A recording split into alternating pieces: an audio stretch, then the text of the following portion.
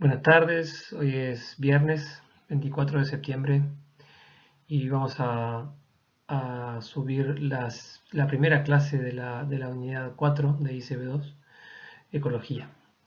Esta unidad solamente tiene dos clases, la segunda la vamos a subir el próximo miércoles y ya el próximo viernes, 1 de octubre, vamos a tener una clase de repaso por Zoom para cubrir las unidades 3 y 4. En esta unidad, la bibliografía que nosotros recomendamos es el libro Biología de Curtis, y si bien listamos, como pueden ver, 3 capítulos, en realidad esos capítulos cubren bastante más información que la que nosotros cubrimos en estas dos clases. Pero bueno, ustedes a la hora de estudiar podrán priorizar lo que nosotros incluimos en estas clases, o cubrir más información si les resulta de interés. Los dejo entonces con la primera clase de la unidad 4. Lo primero que nos gusta enfatizar cuando hablamos de ecología es una diferenciación entre el concepto de ecología tradicional que puede haber en la población en general y el concepto de ecología que en realidad es el concepto usual utilizado en las ciencias biológicas, el concepto más científico, si se quiere decir de alguna manera. En general se entiende la palabra ecología como una actividad militante por el medio ambiente o por la conservación. En general se asocia o se refiere a la ecología como sinónimos de, por ejemplo, ecologismo o ambientalismo. Y en cuanto se habla a una persona como es un ecólogo, digamos, se lo asocia con un ecologista o ambientalista. No es que sean conceptos contrapuestos, pero no son exactamente iguales. Es decir, ecología es un área de la biología, es una ciencia que forma parte de las ciencias biológicas, eh, y que como ciencia, bueno, tiene su marco conceptual y sus metodologías y demás, y no es lo mismo que una actividad, digamos, militante, que es una actividad muy valiosa, pero que es una actividad social, sociocultural y no una actividad científica en sí misma. Al mismo tiempo, un ecólogo, una ecóloga son personas, son científicos que desarrollan estudios utilizando ciertas metodologías y sobre procesos biológicos, en particular procesos ecológicos, que es lo que vamos a hablar más adelante, y no necesariamente es lo mismo eso que un ecologista o un ambientalista, que son personas, individuos, que con obviamente intenciones muy loables eh, participan en actividades de defensa del medio ambiente, pero que no necesariamente lo hacen desde un enfoque científico, sino más bien desde un enfoque activista. ¿De dónde es que viene esta confusión? No diría una confusión, pero este uso no tan exacto del concepto de ecología. Bueno, probablemente viene de que los ecólogos, como científicos del medio ambiente, de alguna manera, como científicos que estudian los procesos ambientales, en particular los procesos ambientales en donde participan seres vivos, que los estudian desde el punto de vista metodológico, científico, es posible que fueron los primeros en darse cuenta de los efectos de la actividad humana en estos propios ambientes. Y es por eso entonces que fueron los primeros en advertir los problemas que se estaban generando por las actividades del ser humano en los ecosistemas naturales y las consecuencias que esto podría tener. Entonces, de ahí es que uno puede asumir que esa utilización no tan exacta del concepto de ecología como una actividad más militante que científica eh, debe haber surgido. Esto es allá por la década de los 40, 1940, por ahí. Este es un anuncio real que hoy parece una broma, sobre las bonanzas del DDT. y es un buen ejemplo para ver cómo los conceptos de qué es bueno y qué es malo a los efectos del medio ambiente o a los efectos de la salud humana, salud animal, salud vegetal, sanidad vegetal, cómo son dinámicos y cómo pueden cambiar a través del tiempo y cómo la investigación científica bien hecha va generando evidencias que hacen que este cambio vaya tomando una cierta dirección. Por ejemplo, acá vemos una época en la cual se consideraba que el DDT iba a ser la panacea mundial, cómo se estaba eh, aplicando insecticidas en lugares ocupados por, o sea, en un barrio, digamos, con casas de familia, con niños alrededor que persiguen el carrito de aplicador de insecticida como si fuera un carrito de helado, algo que hoy sería totalmente impensado. Entonces, en estos tiempos, probablemente la palabra ecología no tenía prácticamente significado a nivel de la población común, digamos, de la población masiva. Sí existía, evidentemente, el concepto de ecología entre la comunidad de biólogos, pero probablemente no tanto entre la comunidad en general. Allá por fines de los 50 y principios de los 60 aparece una autora, Rachel Carson, que había publicado alguna cosa antes, pero publicó un libro que marcó un mojón en los comienzos del ambientalismo, digamos, y de la percepción de la sociedad en relación a los efectos de las actividades humanas en el medio ambiente. Ese libro se llamó Primavera Silenciosa, Silent Spring. Fue, bueno, realmente removió bastante muchos, en muchos ámbitos distintos, en particular en Estados Unidos, donde se publicó. Básicamente lo que publicó fue una descripción muy clara de los efectos justamente de los pesticidas en los ecosistemas naturales y de los efectos terribles que estaban teniendo en la mortalidad de fauna y flora silvestre. Eh, Entre otras cosas, este libro fue el promotor para que se fundara eh, la entidad gubernamental en Estados Unidos en relación al medio ambiente, al cuidado del medio ambiente, y después eso siguió en muchos otros países como entidades reguladoras de los efectos ambientales de las actividades productivas en particular. Pero en realidad eso que veíamos recién, que es como una especie de mojón en lo que podríamos considerar el activismo ecologista, no necesariamente es ecología en sí mismo. Es decir, cuando nosotros, por ejemplo, tenemos acá esto es un ejemplo como podrían ser miles, acá que tiene que ver con nuestra área de estudio, tiene que ver con la ecología química, es decir, con las interacciones entre seres vivos mediadas por compuestos químicos. Acá tenemos una flor que para nosotros no significa mucho, debe tener un rico olor simplemente y es bonita de ver. Si nosotros iluminamos esta flor con un filtro para luz ultravioleta, podemos ver que se ve muy diferente. Así es probablemente como esta flor es vista por una abeja. Y este color más oscuro en la flor básicamente le está indicando a la abeja dónde tiene que aterrizar para encontrar su premio en forma de néctar y de polen que la abeja utiliza como fuente de alimento en la colmena.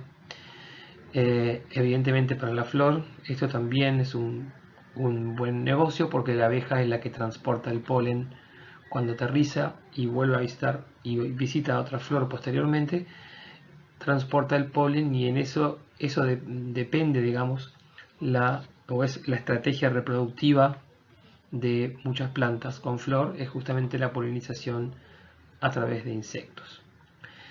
Este color está dado por una alta concentración de este compuesto, que es de este tipo de compuesto, que es un flavonoide, un compuesto natural, especialmente un compuesto bastante común en plantas.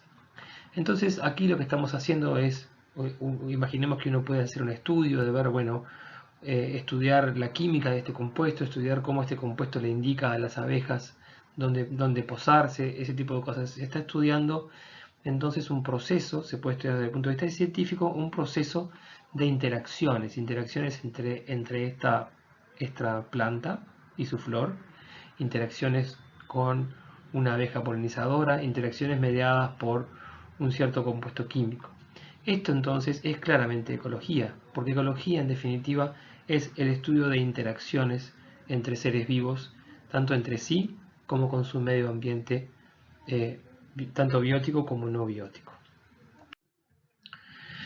Bien, y a eso nos vamos a dedicar entonces a estas dos clases, a definir algunos aspectos relevantes, algunos conceptos importantes en ecología. En particular, en la clase 1 vamos a hablar de ecología de poblaciones y en la clase 2 un poco de ecología de comunidades y de ecosistemas.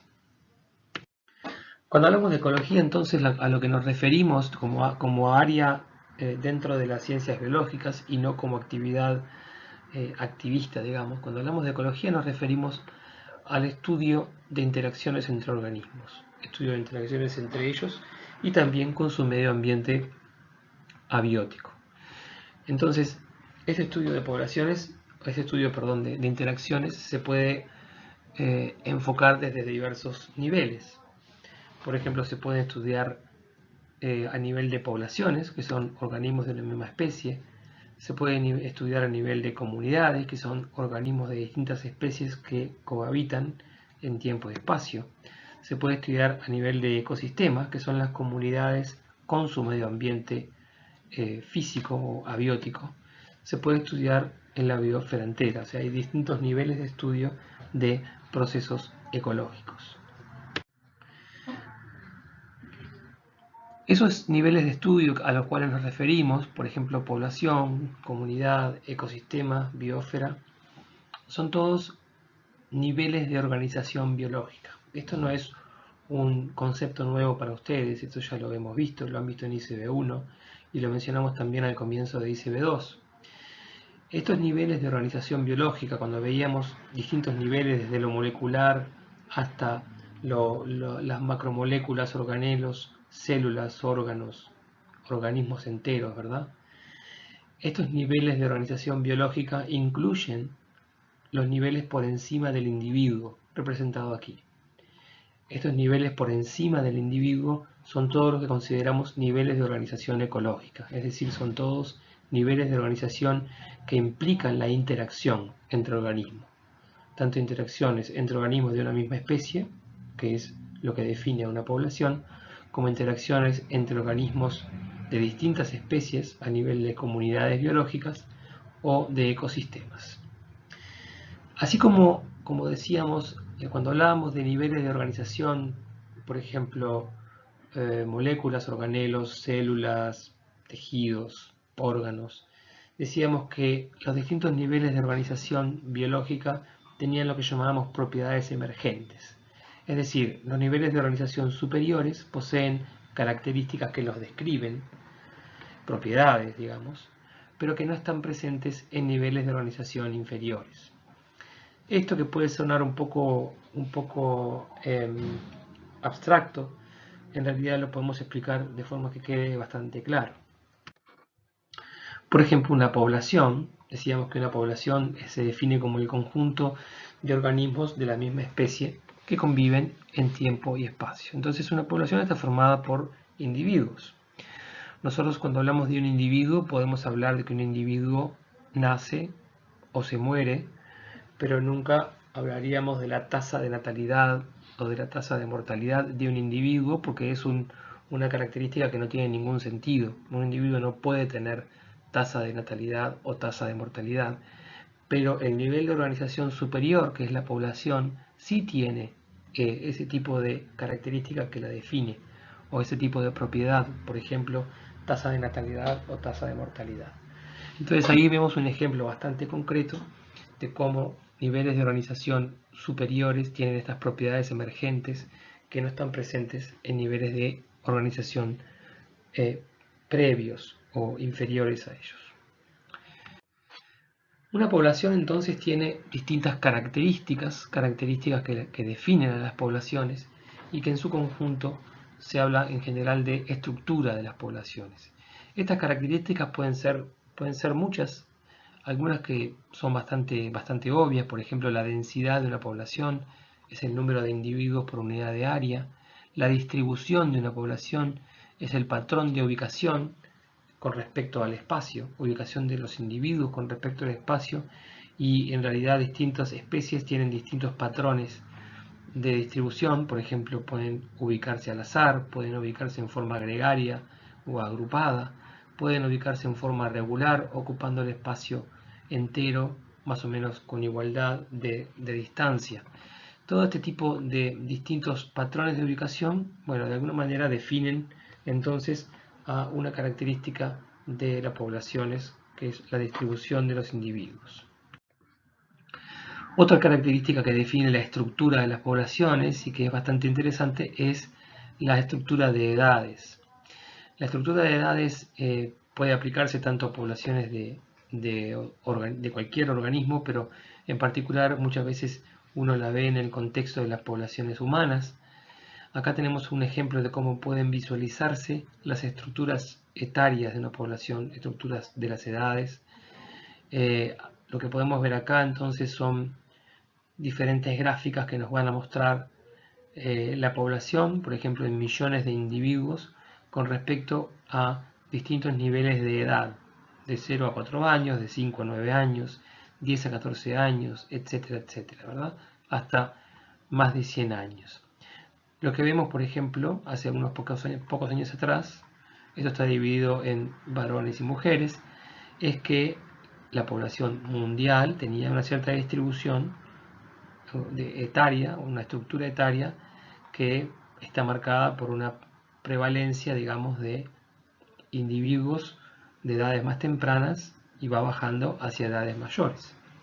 Este tipo de estructura permite a los demógrafos, por ejemplo, personas que se dedican a estudiar este tipo de propiedades de las poblaciones humanas, les podría permitir predecir, por ejemplo, cuál va a ser la población la población humana en la Tierra dentro de 50 a 100 años.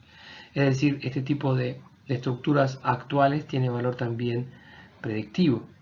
Y también tiene valor a estudiar fenómenos sociales pasados. Fíjense, por ejemplo, acá es la estructura de Estados Unidos, el mismo tipo de presentación, pero vemos claramente que hay diferencias respecto a la estructura mundial.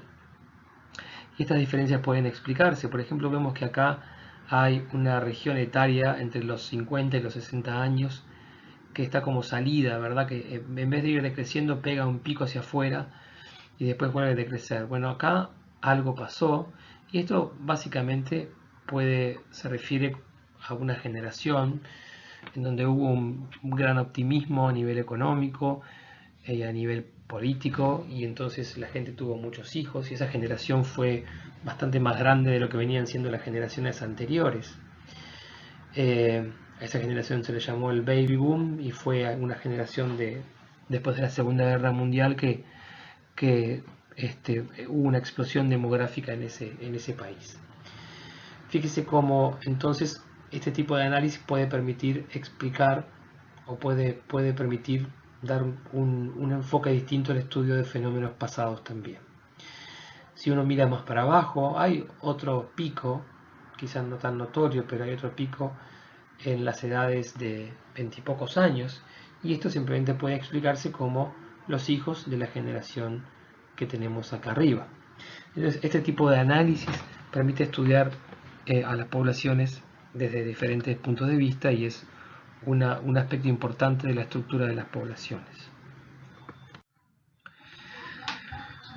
Hablamos de estructura de edades, pero también podemos hablar de la razón social. La razón social quiere decir la proporción de hembras y machos en una población, que puede ser una razón sexual de 1:1 o mayor cantidad de hembras o mayor cantidad de machos. En algunas especies en particular y en determinados momentos del año se pueden encontrar únicamente hembras, lo cual en muchas especies ocurre, por ejemplo, para aprovechar condiciones favorables, se generan solamente hembras que pueden llegar a ser partenogenéticas, es decir, que se reproducen simplemente por clonado de sí mismas, mientras que los machos aparecen cuando, por ejemplo, las condiciones ambientales no son tan adecuadas y se favorece entonces la reproducción sexuada para generar diversidad y generar una especie de defensa contra condiciones ambientales no tan adecuadas. O sea que también la razón sexual es un parámetro importante en la estructura de poblaciones. La composición genética, cuando una población es muy diversa o menos diversa, diversa genéticamente, es otra característica importante de las poblaciones. Todas estas características que hablamos, número, densidad, distribución, estructura de edades, razón sexual, composición genética, no son permanentes en el tiempo, sino que pueden cambiar en el tiempo. El estudio de esos cambios de la estructura de poblaciones a través del tiempo es lo que se conoce como dinámica de las poblaciones. Vamos a ver algún ejemplo de esto bastante básico.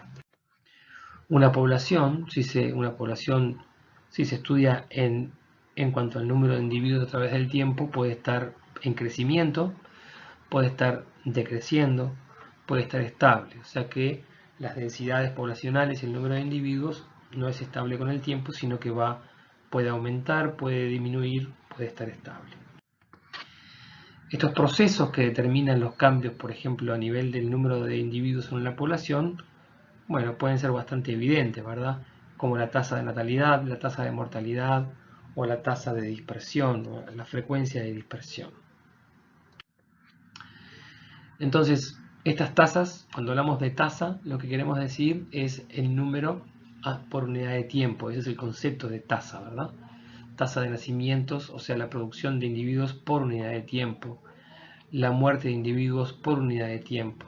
Y cuando hablamos de dispersión, hablamos simplemente de el movimiento de individuos tanto hacia adentro de una población, que es la inmigración, como hacia afuera de una población, que es la emigración.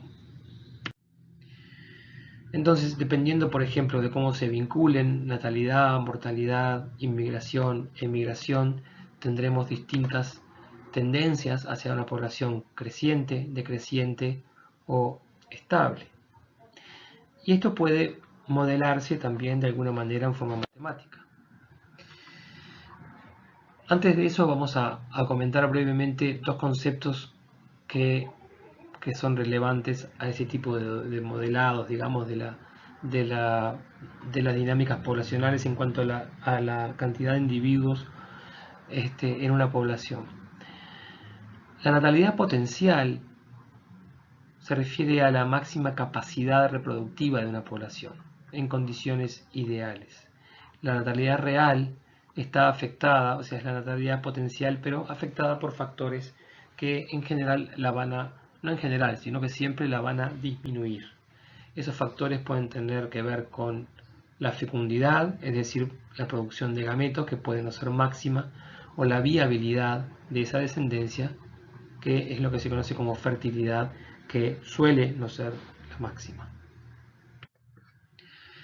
Entonces, cuando hablamos de natalidad potencial, esto puede modelarse de una forma muy simple, de forma tal que el número de individuos en una población a tiempo t más 1, ¿sí?, va a ser igual al número de individuos de esa población a tiempo t, o sea, el tiempo anterior, por un factor, una constante, denominada R, que es la tasa de crecimiento per cápita.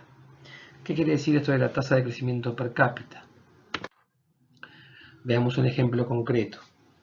Si nosotros tenemos, por ejemplo, un macho y una hembra de una mosca, la hembra se conoce que produce 120 huevos por generación y sobrevive solamente una generación, pero de los 120 huevos que pone, la mitad serán hembras y la mitad serán machos. Por lo tanto, 60 de esos 120 serán hembras, que son las que pueden seguir produciendo nuevos organismos hacia adelante. Por lo tanto, la tasa de natalidad de esa mosca será 120 dividido 2 igual 60. Este factor constante entonces lo podemos utilizar para predecir la población de estas moscas hacia el futuro.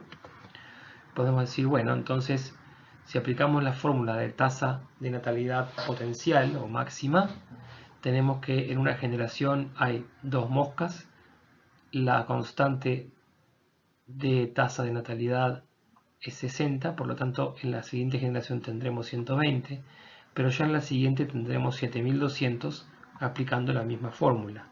Y de la misma manera podemos llegar entonces a un número extraordinariamente alto en muy pocas generaciones. Esto es lo que muestra entonces lo que sería una población, el crecimiento de una población con una tasa de natalidad potencial o máxima. En la práctica lo que ocurre es la natalidad real, que es la natalidad potencial moderada por factores que influencian la producción de gametos o la viabilidad de la descendencia. Y estos factores suelen dividirse en 2 grandes grupos, unos conocidos como recursos y otros como condiciones. Entonces, un ejemplo también concreto, acá tenemos un mosquito, el mosquito entonces la hembra va a poner sus huevos, pero la cantidad de huevos que pone va a depender de la cantidad de sangre que haya consumido. Entonces ahí tenemos cómo claramente un recurso, que es el alimento, va a determinar la producción o la tasa de natalidad de la próxima generación. Entonces, para diferenciar el concepto de recursos y de condiciones, que parece que se refiriera un poco a lo mismo, en realidad es bastante distinto. Porque los recursos es todo lo que un organismo consume, por lo tanto, si un organismo lo consume, no va a estar disponible para otro organismo. Hay ejemplos bastante claros como el alimento, como un cierto refugio adecuado para ese organismo, o la pareja. Todos estos son recursos entonces que son consumidos por un organismo y por tanto no estarán disponibles para otro. Lo que diferencia a los recursos de las condiciones es que las condiciones son factores abióticos, factores que afectan en forma muy importante la viabilidad y el funcionamiento de los organismos, pero que no se consumen, por lo tanto no disminuyen. No es que estén disponibles para uno y no para los demás, sino simplemente porque no se consumen. Sí pueden ser modificados por los organismos, pero no son consumidos. Entonces, por ejemplo, aspectos como temperatura, humedad relativa, pH, salinidad, todo ese tipo de cosas entonces son condiciones que pueden afectar y que ciertamente afectan la tasa de natalidad o la natalidad, forman parte de lo que es la natalidad real, pero no son recursos, sino que son factores abióticos. Entonces, los recursos limitados, o sea, de vuelta hablamos de recursos a lo que un organismo consume y por tanto no está disponible para otro. Cuando los recursos son limitados, que es en general lo que ocurre, habrá una disminución en la natalidad y un aumento tanto en la mortalidad como en la inmigración como en la competencia. Eso queda bastante descrito en este tipo de gráfica, donde podemos ver el número de individuos en una población y el tiempo. Y lo que podemos ver acá es que si comparamos el crecimiento de la población, sigue una línea creciente, que si lo modelamos en una ecuación va a ser muy parecido a lo que vimos recién en el caso de las moscas, a un crecimiento exponencial. Vemos por aquí otra gráfica en donde vemos cómo los recursos, por ejemplo alimento, los recursos disponibles van bajando porque son consumidos por estos individuos de una población creciente hasta que llegan a un cierto equilibrio. Y acá vemos entonces, en vez de un crecimiento con un modelo exponencial que estaba definido por la natalidad máxima, digamos, en realidad la natalidad real tiene un crecimiento de tipo logístico, con esta curva tipo sigmoide, que luego llega a una estabilidad. Esa estabilidad es lo que se conoce como capacidad de carga. Entonces, la capacidad de carga se suele definir con la letra K. Recordemos acá la letra K usada para capacidad de carga y la letra R usada para la máxima o la tasa potencial de natalidad de una especie. Entonces, básicamente esta capacidad es la capacidad, el número máximo de individuos en una población que puede sostener un ambiente con limitación de recursos, ¿sí? Número máximo de individuos de una población que puede sostener un ambiente con limitación de recursos. Es la capacidad de carga entonces de ese ambiente respecto a esta población. Fíjense que si miramos esta ecuación, y eso es algo que es bastante común en ecología, los procesos en ecología tienen una muy alta carga de modelos matemáticos que los estudian y que los pueden de alguna manera predecir.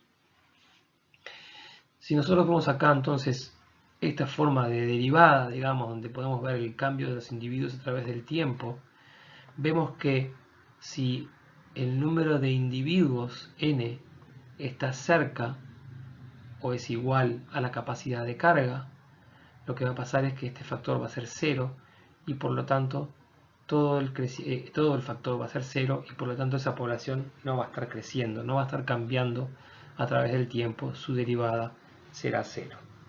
Si en cambio el número de individuos es muy pequeño, este factor va a ser cercano a 1 y por lo tanto el crecimiento va a tener una forma más bien exponencial y no va a ser no va a haber alcanzado su capacidad de carga.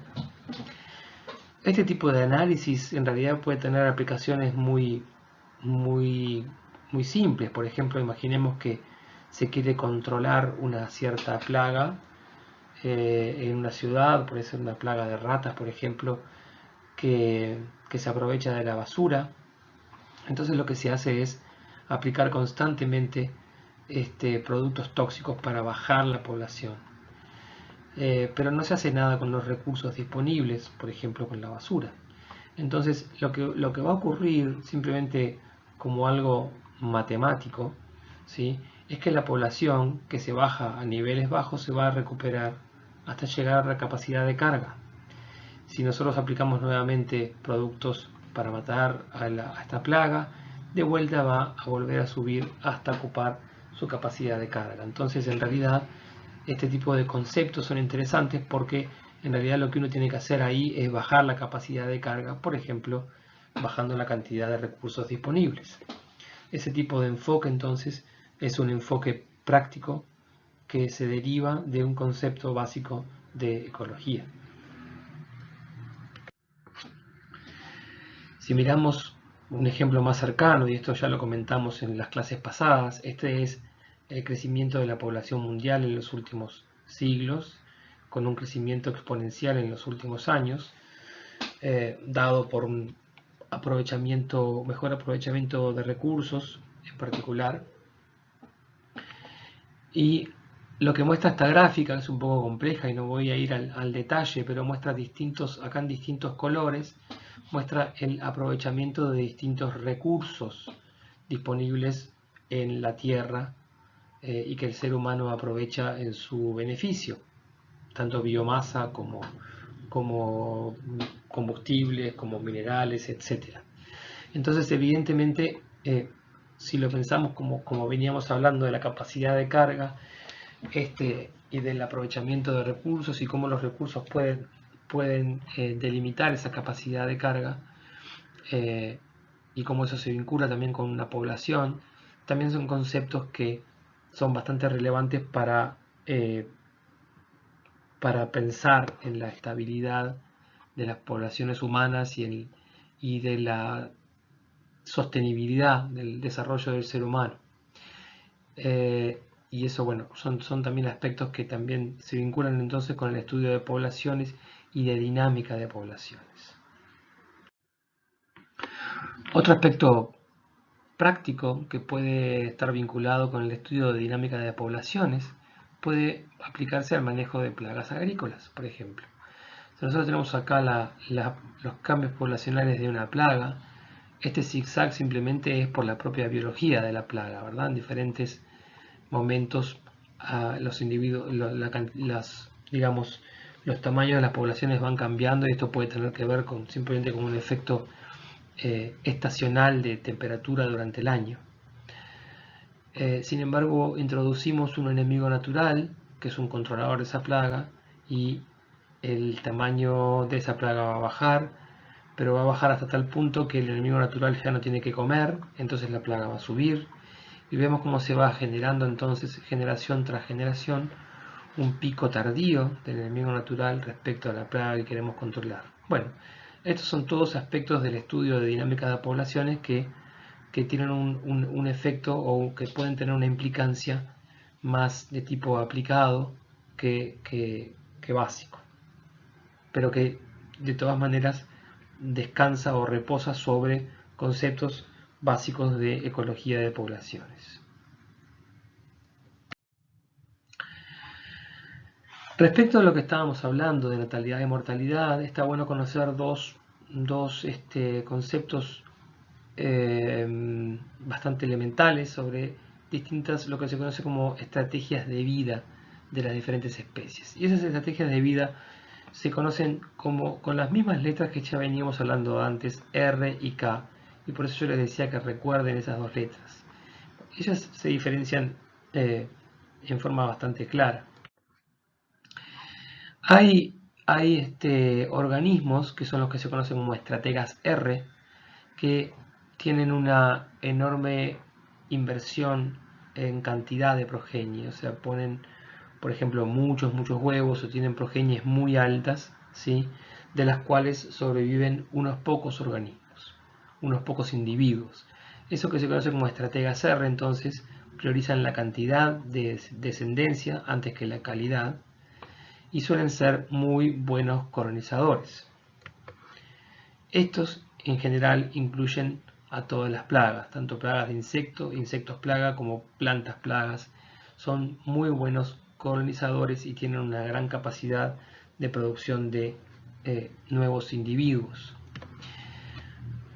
En contraposición, los estrategas K, entre los cuales por ejemplo nos encontramos nosotros, priorizan la calidad antes que la cantidad en la descendencia y se esfuerzan mucho, digamos, para que esa descendencia sobreviva. Son, por lo tanto, malos colonizadores, salvo como una excepción en nuestro caso, pero es más por otros motivos, no tanto por el número de progenies, sino por otros aspectos diferenciales del ser humano. Y esto incluye entonces, por ejemplo, muchos mamíferos y aves. Estas estrategias K también tienen varios aspectos de sus características que se diferencian bastante claramente, como el tiempo para alcanzar la maduración sexual, la duración del ciclo de vida, las tasas de mortalidad, números de descendientes, tamaños de cría, cuidado de las crías, capacidad de dispersión. Todos estos aspectos entonces son bastante contrapuestos para estrategas R y para estrategas K, y tiene que ver básicamente con una inversión diferente. Una inversión o una asignación de recursos que está más orientada hacia la reproducción, en el caso de estrategas R, que hacia la supervivencia, como es el caso de estrategas K. Ahora bien, vimos entonces o definimos a las poblaciones, definimos algunas características de lo que se conoce como estructura de poblaciones y cómo esas características, la estructura de poblaciones cambia a través del tiempo en lo que se conoce como dinámica de poblaciones. Sin embargo, los individuos de una especie no están solos con los coespecíficos formando una población, sino que forman parte de una comunidad que coexiste en tiempo y espacio y que tiene una enorme cantidad de interacciones, tanto favorables como desfavorables, tanto agonistas como antagonistas. ese nivel, ese nuevo nivel de organización ecológica es lo que se conoce como comunidad, y una comunidad se define como un conjunto de organismos de diferentes especies que comparten un hábitat en tiempo y espacio.